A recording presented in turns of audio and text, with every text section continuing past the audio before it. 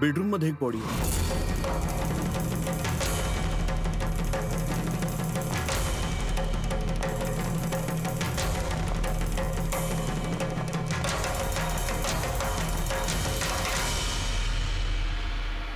आवाज ऐकून बाहेर यायला निघाल्या असणार, पण मारल्या गेल्या.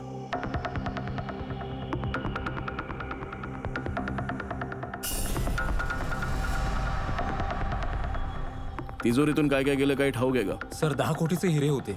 2 आठवड्यांपूर्वी पॉलिशला दिले होते. सगळेच्या सगळे गेले. हिरे? सर, बाथरूम मध्ये हत्यार आहे.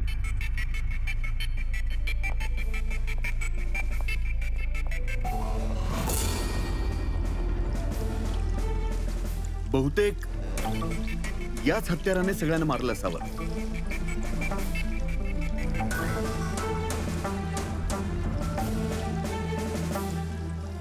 नीट स्वच्छ करून ठेवून गेलाय.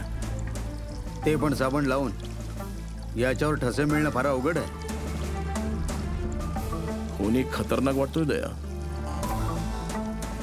आधी 3 खून करतो आणि बाथरूम मध्ये निवांत हत्यार साफ करत बसतो.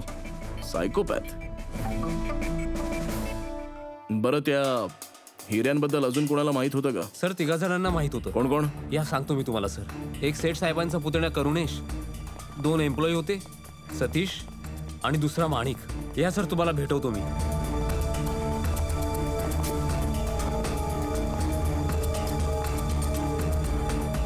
सर हा सेठ साहेबांचा पुतण्या करुणेश. सर मी करुणेश. ते माझे काका काकी होते. आणि हे एम्प्लॉई माणिक आणि हा सतीश. हो सर, ते हिरे पॉलिश करायचं काम मला आणि माणिक सरांनाच दिलं होतं. आणि सर माझे तर 10 कोटीचे हिरे गायब झालेत. मी तर उद्ध्वस्त झालो. आता काय करू मी सांगा. तुम्ही कदाचित विसरलात, 3 खून झाले तिथे. त्यांचा जीव त्या हिऱ्यांपेक्षा मौल्यवान होता. कळतंय का तुम्हाला? बाहेर जाऊन बघूया. कदाचित कोणी काही बघितलं असेल.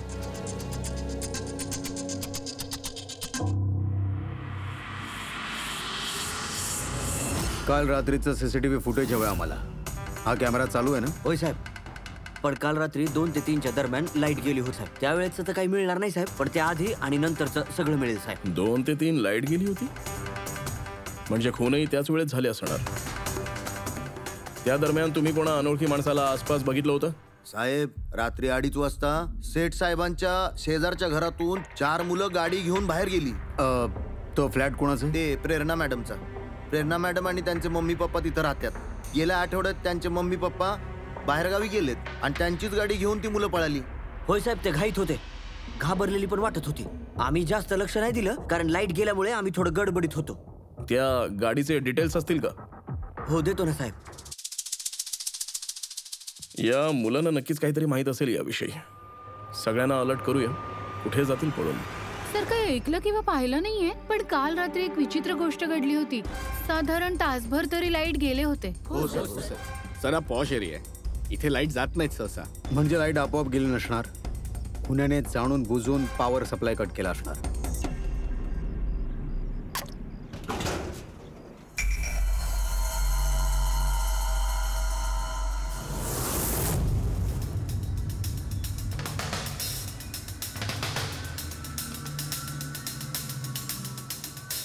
सर, हे बघा, छेडछाड तर केली आहे. ज्या कोणी ही वायर कापली आहे त्या माणसाला हे नक्की माहित होतं की जर ही वायर कापली तर अख्ख्या एरियातली लाईट जाईल. आणि या सोसायटीतली. हो. ठीक आहे, थँक्यू. सरळ आहे. कोणीतरी रात्री 2 वाजता या जंक्शन बॉक्समधून पॉवर सप्लाय कट केला होता, जेणेकरून सोसायटीमध्ये जे सीसीटीव्ही कॅमेरेज आहेत ते बंद होतील. आणि त्यानंतर तो कंपाऊंडमध्ये घुसला आणि नंतर मिस्टर शेठ यांच्या घरात घुसला. आणि साधारण 2:15-2:30 वाजता खून केले असतील आणि मग हिरे चोरले आणि तिथून पळून गेला असेल. आणि मग 3 वाजता लाईट परत आली.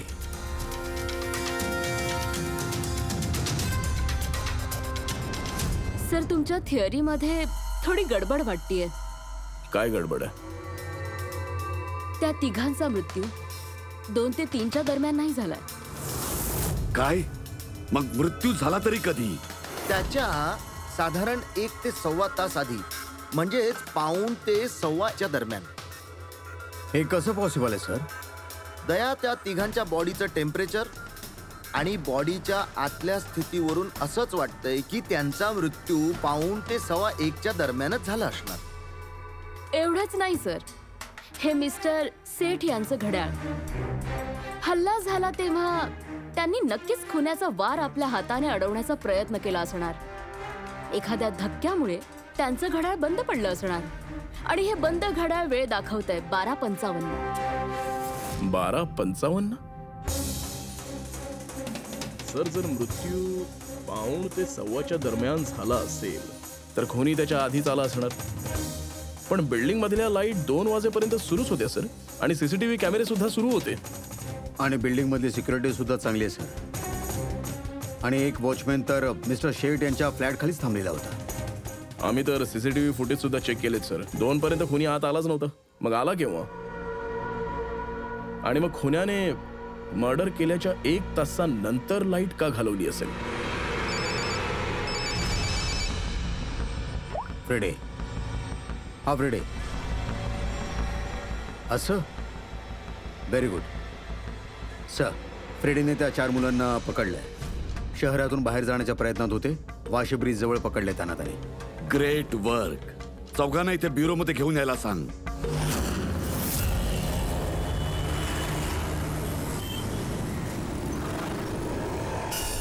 ते सगळे आमच्यामुळेच मेले. हे सगळं तुम्ही त्या हिऱ्यांसाठीच केलं ना? हिरे?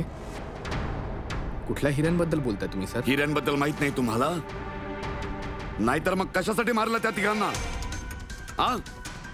सर, आम्ही कोणालाच मारलं नाही. त्या कबाराने मारलंय सर. आणि तो आमच्यामुळे आला होता, कारण आम्हीच त्याला बोलवलं होतं सर. आता हा कबारा कोण आहे? तो एक विख्यात सिरियल किलर आणि लुटारू आहे. एक मिनिट. म्हणजे तो 50 वर्षांपूर्वीचा कबारा? आणि मी याच्याबद्दल वाचलंय सर. तो फक्त लोकांना लुटतच नव्हता, तर खूप भयानक पद्धतीने लोकांचे खून करायचा. हो, तोच तो. अगं, पण त्याला मरून तर इतकी वर्ष होऊन गेली आहेत. तुम्ही त्याला बोलवलात कसं? आम्ही मिळून एक हिस्ट्री प्रोजेक्ट बनवत होतो. तेव्हा आम्हाला वाटलं की खऱ्या खुऱ्या लुटारूला बोलवला तर प्रोजेक्ट चांगला होईल, म्हणून आम्ही त्याच्या आत्म्याला बोलवत होतो. पण सगळं भलतंच घडलं. काही झालं तरी हात सोडायचा नाही. कबारा, कबारा, कबारा, कबारा, कबारा, कबारा, कबारा. तू हात का सोडलास रवी? याचे परिणाम काय होतील माहितीये? Guys, let's just stand.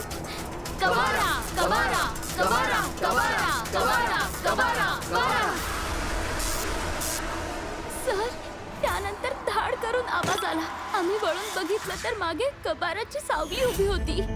आत्मा भूताला बोलवत होते.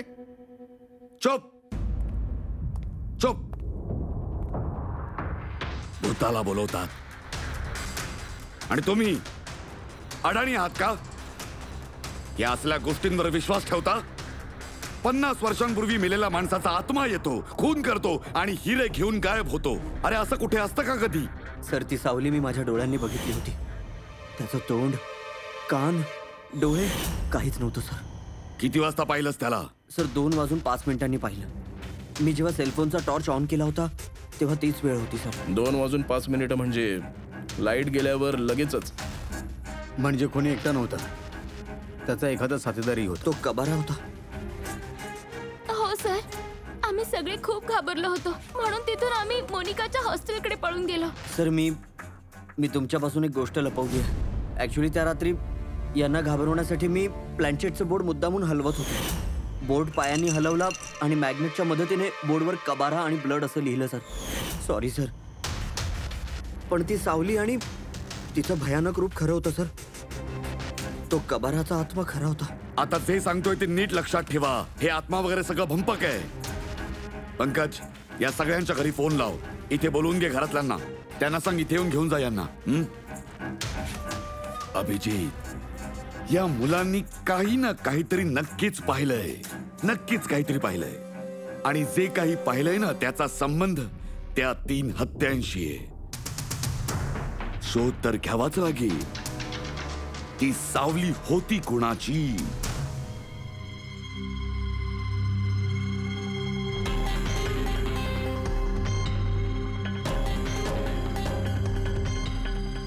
मला वाटतं मुलांनी खोन्यालाच पाहिलंय. हो सर, आणि खुनी कबारा आहे. अरे बाबा, बाल्कनीत जाऊन बघूया.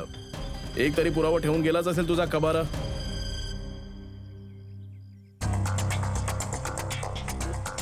म्हणजे हे पडण्याचा आवाज ऐकला होता मुलांनी.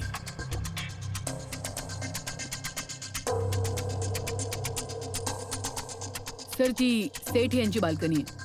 म्हणजे खुनी उडी मारून इकडे आला असणार, तेव्हाच ही कुंडी फुटली असणार. बघ जरा काय भानगड आहे.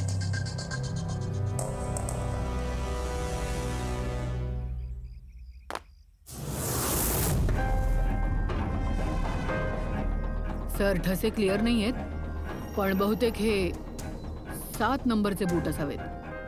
पाय खूपच लहान आहेत, म्हणजे उंची जास्त नसणार याची. उंच नसला तरी बलवान तर नक्कीच आहे. ज्या हिशोबाने खून केलेत त्याने. काय वाटतंय पंकज, काही कळालं? हे बोटांचे ठसे एखाद्या माणसाचेच आहेत की आजकाल आत्मे सुद्धा बूट घालू लागलेत? नाही सर, तुम्ही म्हणताय ते बरोबर आहे, पण ते डोळे, नाक, तोंड नसलेली सावली, सर ते काय होतं? त्यात विचार करण्यासारखं काय आहे? जरा हे तुझ्या तोंडाला लावून तरी बघ ना. ना डोळे आहे ना नाक आहे, एकदम सावलीसारखा. आणि तेव्हा अंधार होता, मुलांना वाटलं की कुणी आत्माच आहे. त्यात ती मुलं प्लॅनचेट करत होती आणि वरतून लाईटही गेली. अशात जर एक सावली जरी दिसली तर मेंदू सरळ विचार कसा करेल? जरा विचार कर ना, आत्म्याला त्या 10 कोटींच्या हिऱ्याची काय गरज आहे? कशाला हवेत त्याला? हे काम कुठल्या आत्म्याचं नाही, माणसाचंच आहे. रात्री 12:55 मिस्टर सेठ, मिसेस सेठ आणि त्यांचा नोकर रामू या तिघांचा खून झाला. मग रात्री 2 वाजता जंक्शनच्या मीटर बॉक्सशी कुणीतरी छेडछाड केली आणि रात्री 2:05 खुन्याला प्रेरणाच्या बाल्कनीतून पळताना पाहिलं अदनानने. आता हा प्रश्न उरतोय सर की खुनी घरात नक्की कधी गेला? सर, आपल्याकडे रात्रीच्या 2 वाजेपर्यंतचं फुटेज आहे. दुपारनंतर घराजवळ कुणीच आलं नाहीये. खिडकी दरवाजे सगळं बंद होतं, कुणी एंट्रीच करू शकत नाही. हे म्हणजे असं झालं की 12:55 खुनी जादूने घरात प्रकट झाला आणि सगळ्यांना मारून टाकलं. काय म्हणालास तू फ्रेडी? काय झालं? काही नाही सर, मी फ्रेडी, अगदी बरोबर बोललास तू. खुन्याने असंच केलं असणार, अगदी असंच केलं असणार. म्हणजे कबाराचं भूत? चुप. कबाराचं भूत? मला असं म्हणायचंय की खुनाच्या रात्री आधीपासूनच तिथे उपस्थित होता, बाहेरून आलाच नाही तो. म्हणजे घरातलाच कुणीतरी असेल. पण सर, घरातले सगळेच मारले गेलेत. कोणी वेगळंच दया, कोणीतरी वेगळंच. कोणीतरी असं होतं जो खुनाच्या रात्री आधीच एखाद्या खोलीत लपला होता, बाहेर आलाच नाही. एक काम करूया, सीसीटीव्ही फुटेज चेक करूया, बघूया की खुनाच्या 2-3 दिवस आधी कोण मिस्टर आणि मिसेस सेठ यांच्या घरी आलं होतं. आणि दया, अभिजित, तुम्ही सेठ यांच्या घरी जा आणि बघा की कुठे काही लपण्यासारखी एखादी जागा आहे का ते.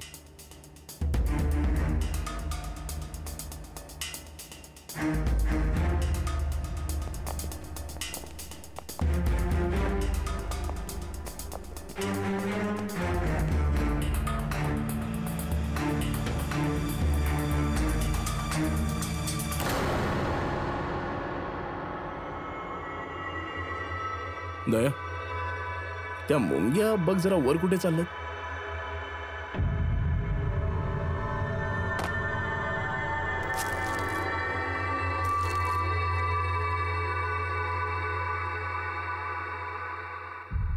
ड्रायफ्रुट्स?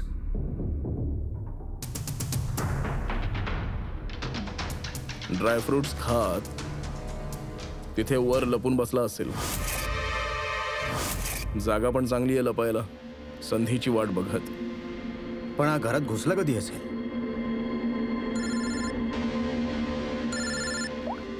हा सर, फुटेज सोसायटीच्या ऑफिसमध्ये बघतो सर. हो, फोन चालू असू दे, जाऊन बघा पटकन. पूर्वी सर, काही मिळतंय की नाही? सर, आम्ही खुनाच्या रात्रीच्या 2 दिवस आधीच्या एंट्री बघतोय आणि काहीतरी मिळालंय सर. काय मिळालंय? 2 दिवसांपूर्वी सर, चॅम्पियन सेल्स कंपनीचा एक टेम्पो तिथे आला होता 10:15 वाजता.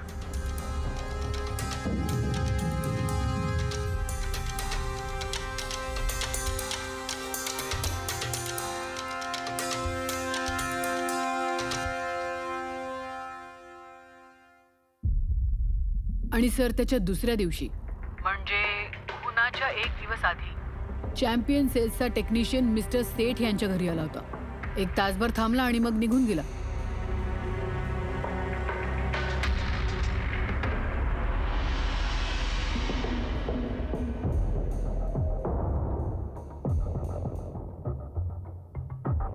तुम्ही जरा बाहेर जा ना. 2 जण आले होते फ्रीज डिलिव्हरी करायला आणि दुसऱ्या दिवशी दुसरा माणूस कदाचित फ्रीज इन्स्टॉल करण्यासाठी, पण तासाभरात निघून गेला. याचा अर्थ असा की जर खुनी तिथेच होता तर त्याने नक्कीच तिथे पुरावा सोडला असेल. साळुंखेला सांगा सेठ यांच्या घरी जायला.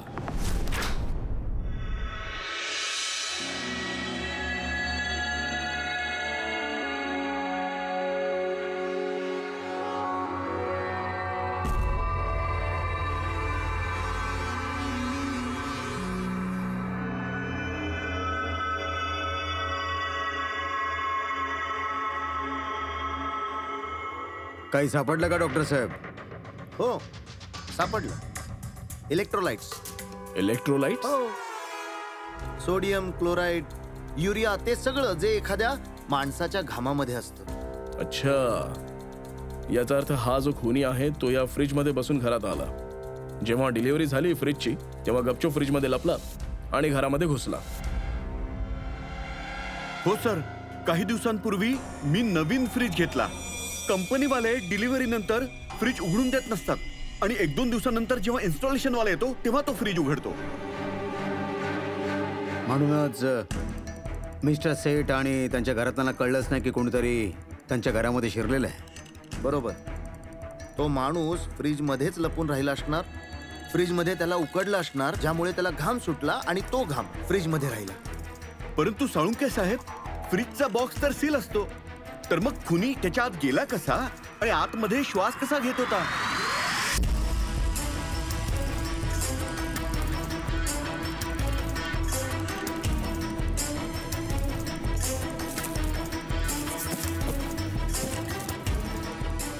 हे बघा, म्हणजे इथून श्वास घेत होता. ही तर ट्रोजन हॉर्स सारखी गोष्ट वाटते. Trojan horse? आता हे काय? अरे, खूप मोठा लाकडी घोडा, पण आतून पोकळ, रिकामा. आतून रिकामा? हो, ज्याच्यात बसून ग्रीक सैनिक ट्रॉय मध्ये घुसले होते. ग्रीक सैनिकांनी एक खूप मोठा लाकडी घोडा ट्रॉयला पाठवला, ज्यात आधीच सैनिक लपले होते. ट्रॉयला पोहोचताच सैनिक घोड्यातून बाहेर पडले आणि त्यांनी ट्रॉयवर हल्ला चढवला. या खुन्याने तीच युक्ती वापरली आहे आणि यशस्वी झाला.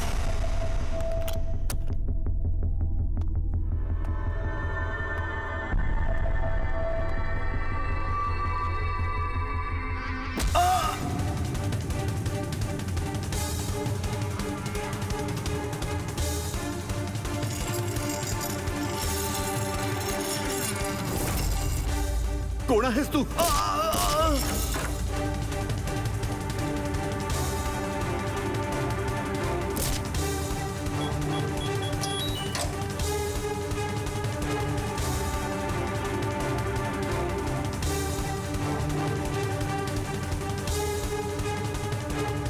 आणि निघण्याआधी त्याने त्याचे हात स्वच्छ धुतले, हत्यार स्वच्छ केलं आणि ठीक 2 वाजता त्याचा साथीदार जो खाली वाट बघत होता त्याने लाईट घालवायचं काम केलं आणि अंधाराचा फायदा घेऊन तो इथून पळून गेला.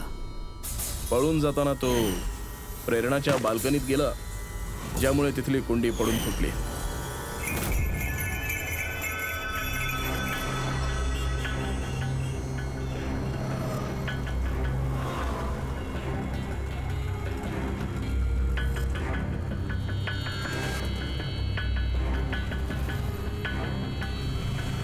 सर, हे चॅम्पियन्स कंपनीचे मॅनेजर. सर, मी सगळे रेकॉर्ड्स नीट चेक केलेत. सेठ साहेब आमचे जुने कस्टमर होते. तुम्हीच ना मॅनेजर? हो सर. तू कैलास आणि मानव. होय सर. तुम्ही फ्रीजची डिलिव्हरी केली होती सेठ साहेबांच्या घरी, हो ना? होय सर. आणि तू राणी, तू फ्रीज इन्स्टॉल केला होतास? हो सर. पण काय झालं सर? मिस्टर सेठ, त्यांची बायको आणि त्यांच्या नोकराचा खून झालाय. खून? अहो पण साहेब आम्ही काहीच केलं नाही. हो सर. आम्हाला तर असाइनमेंट मिळाली होती. आम्ही गोडाऊन मधून फ्रीज उचलला आणि त्यांच्या घरी डिलिव्हर केला. पण सर हे तर आमचं रोजचं काम आहे सर. हो सर, एक गोष्ट आहे सर, तो फ्रीज जरा जास्त जड होता. साधारण 30-35 किलो जास्त जड होता.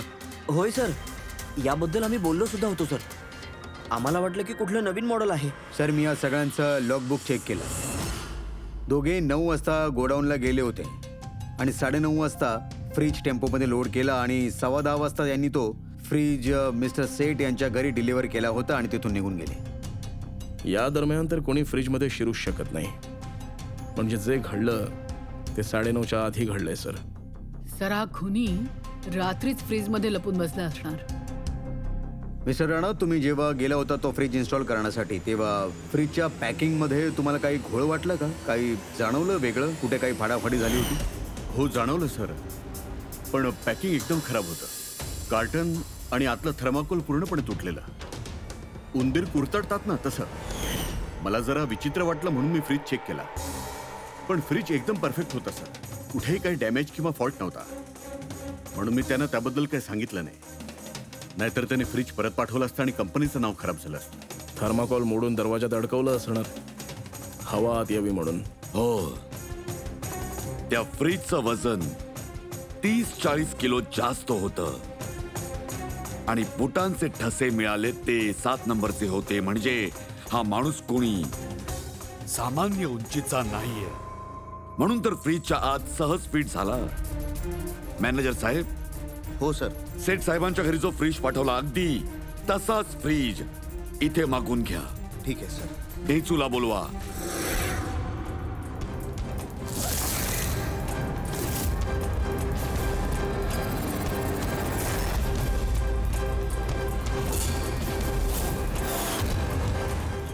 मी आलो, मी पाहिलं आणि मी जिंकलं.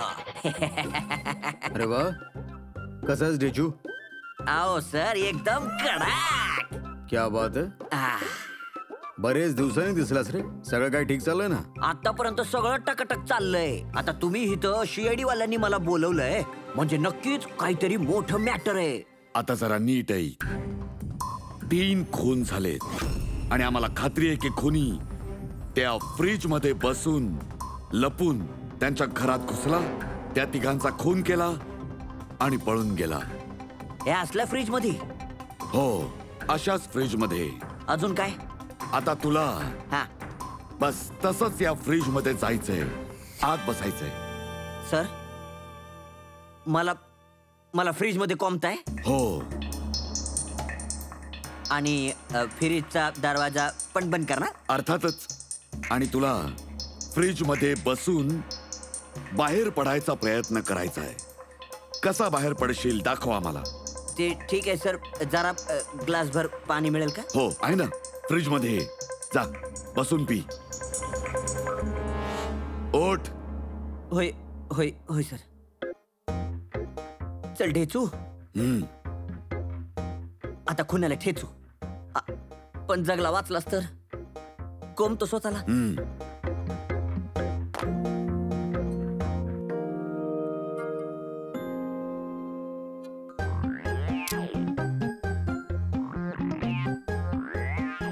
सर बघा बर का, आता बघा ढेचूची कमाल.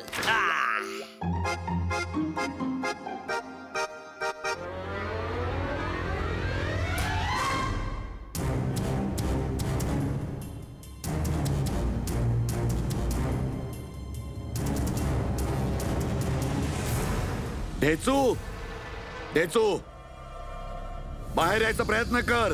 अहो साहेब, आतून उघडता येत नाहीये. कोणीतरी मदत करा माझी. ढेचू, ढेचू, बाहेर यायचा प्रयत्न कर. चाकू आहे ना तुझ्याकडे? डेचू, द्या. साहेब मला बाहेर काढा साहेब. काढ काढ, बाहेर काढ त्याला. अडकला वाटतं. गुदमरा लागले सर. डेचू, अरे अरे उघडला दरवाजा, तुला बाहेर काढलं. डेचू, ढेचू, अहो सर. ढेचू. बरं वाटतं? सर माझा चष्मा. हा देतो तुला.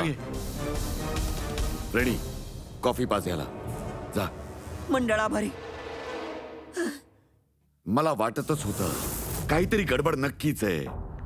सेटच्या फ्रीजचा जो कार्टन आहे, जो बॉक्स आहे, तो इतक्या सफाईने कापलाय बाहेरून की आत बसून त्याला तसा बाहेरून कापू शकत नाही. नक्कीच कोणीतरी बाहेरून कापलाय त्या खुन्याला बाहेर काढण्यासाठी.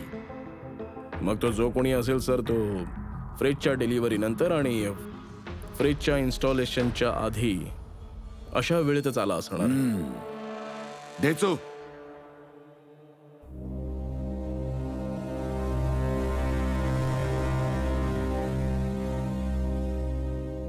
देचो एक काम कर. बाहेर एक खुनी आहे.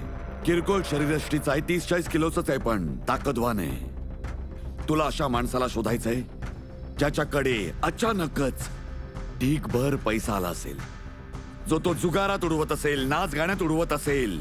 असा माणूस तोच आपला खुनी आहे. सर बोल पूर्वी. सर फ्रीजची डिलिव्हरी आणि इन्स्टॉलेशनच्या मध्ये सेठ यांच्या घरी 3 जण आले होते. सर पहिला आहे पन्नालाल. हो, पन्नालाल सुरतहून हिरे घेऊन आला आणि रात्री मिस्टर सेठ यांच्या घरीच थांबला. पण सर ते हिरे तर त्याचेच होते, तो त्यासाठी खून का करेल? कदाचित त्याने त्या हिऱ्यांचं इन्शुरन्स केलं असेल आणि इन्शुरन्स कंपनीकडून दुप्पट फायदा मिळवण्याच्या लालसेने त्याने हा सगळा डाव रचला असेल. आणि सर दुसरा आहे माणिक. तो मिस्टर सेठ यांच्या कंपनीमध्येच काम करतो. या हिऱ्यांना पॉलिश तर यानेच केलं होतं ना? काय माहित सर, याची बुद्धिबिद्धी फिरली असेल. आणि हा तिसरा आहे मिस्टर सेठ यांचा पुतण्या करुणेश. हो सर, हा करुणेश त्यांच्या घरात राहत नव्हता, पण त्यांच्या कंपनीत काम करायचा आणि हिऱ्यांबद्दल त्याला पूर्ण माहिती होती. कदाचित हव्यासापोटी यानेच सगळ्यांचा खून केला असेल.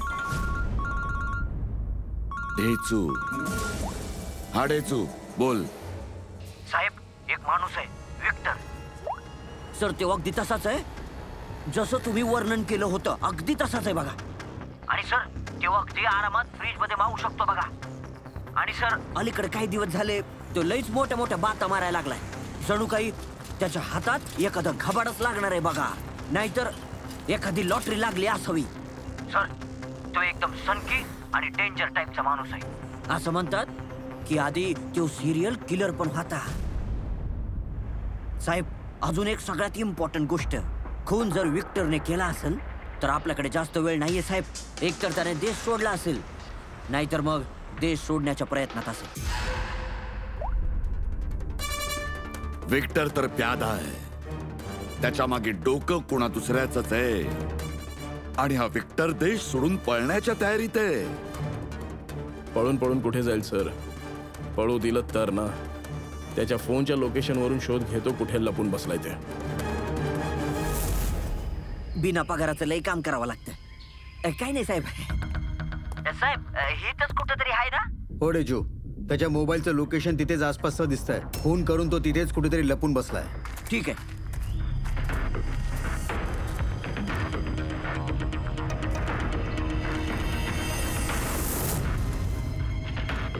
हो बरोबर, अजून थोडं पुढे.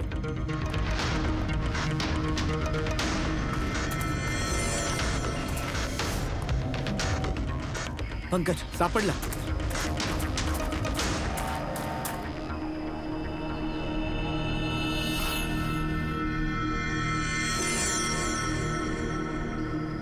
सर आता ह्याला कोणीच पकडू शकत नाही सर. पंकज काय बोलतोस तू? नक्की काय झालंय?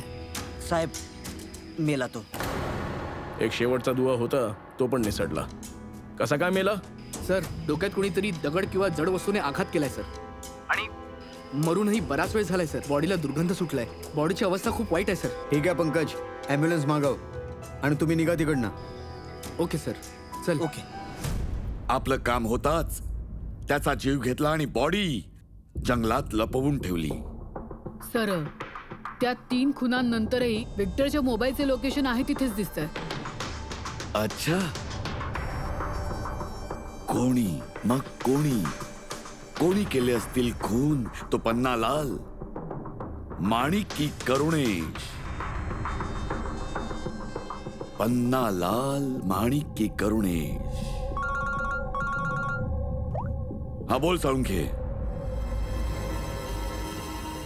अच्छा, ठीक आहे, थँक्यू. तो पन्नालाल, माणिक आणि करुणेश तिघांनाही फॉरेन्सिक लॅब मध्ये बोलवा. खरा गुन्हेगार कोण आहे ते समजलंय आम्हाला. फ्रिज कार्टन मध्ये बसवून विक्टरला घरात पाठवलं गेलं आणि ढेचूच्या अवस्थेवरून हे लक्षात आलंय की विक्टर स्वतःहून बाहेर येऊ शकत नव्हता. स्पष्टच आहे की कुणीतरी त्याला मदत केली होती बाहेर यायला. आणि ज्या कोणी त्याला मदत केली तोच या खुनांचा मास्टर माइंड आहे. आणि तो तुम्हा तिघांपैकीच कुणीतरी एक आहे. हे तुम्ही काय बोलताय? सर मी काहीच नाही केलं. तुम्ही असा कसा आरोप करू शकता माझ्यावर? एक मिनिट. कुणीतरी हे कार्टन खूप काळजीपूर्वक बाहेरून कापलं, विक्टरला बाहेर काढलं आणि मग पुन्हा डक्ट टेपने हे कार्टन चिकटवून टाकलं. पण हे कार्टन चिकटवताना त्याने आपल्या बोटांचे ठसे या डक्ट टेपच्या चिकट भागावर सोडले, जे अजूनही तसेच आहेत या टेपच्या आतल्या बाजूला. पण सर, फिंगरप्रिंट्स मिळणार कशा? कार्टनवर टेप लावली होती आणि जर आपण टेप ओढून काढली तर त्यासोबत कार्टनचा कागदही फाटेल ना. काळजी करू नकोस पूर्वी. साळुंके सरांनी बोलावलं आहे म्हणजे काहीतरी उपाय नक्कीच असणार त्यांच्याकडे. आहे ना, उपाय आहे. तारिका, हा हेअर ड्रायर वापरून या हेअर ड्रायरचा वापर आपण या टेपवर करणार आहोत. या ड्रायरच्या गरम हवेमुळे या टेपवरचं अढेसिव्ह म्हणजे डिंक पातळ होत जाईल.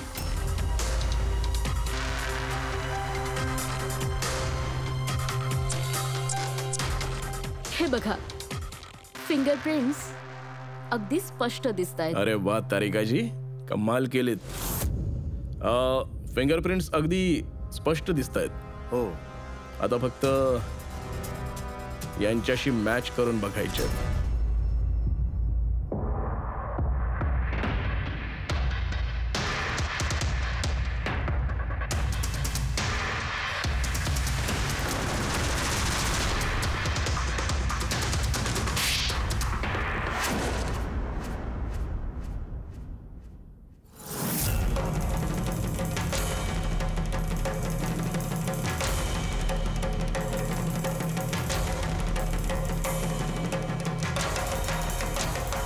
करुणेश,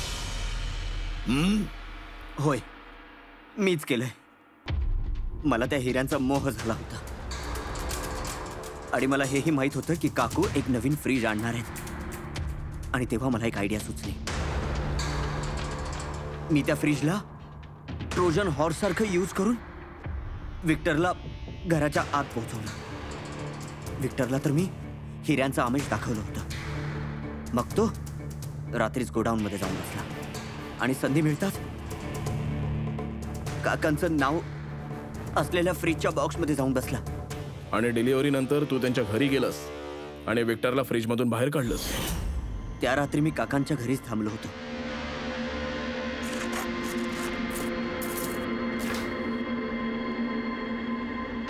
मग मी विक्टरला फ्रीज मधून बाहेर काढलं आणि घरातच लपवलं. साधारण 1.5 तास तो तिथेच लपून राहिला. घरातले त्या रात्री झोपी गेले तेव्हा तो बाहेर पडला.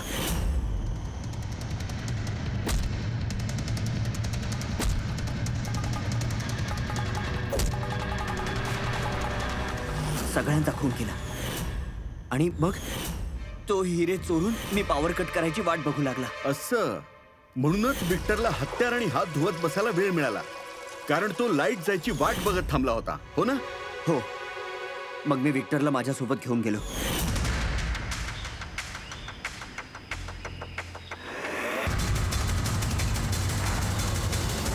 आणि मारून त्याला तिथेच फेकलं, म्हणजे माझ्यापर्यंत कोणीच पोहोचू नये. किती विचार केला, किती प्लॅनिंग केलं, पण अक्कल थोडी कमीच पडली. याला हे नाही समजलं की काहीही होवो, CID वाल्यांचे हात तुमच्यापर्यंत नक्की पोहोचतात. प्रत्येक गुन्हेगार काही ना काही चूक करतच असतो. जसा तू तुझ्या बोटांचे ठसे सोडलेच नाही थे, बस आमच्यासाठी तेवढंच पुरेसं होतं. 4 खून केलेस तू हिऱ्यांच्या हव्यासापोटी. आता भोग आपल्या कर्माची फळं. कठोरातली कठोर शिक्षा होईल तुला, कदाचित फाशीच.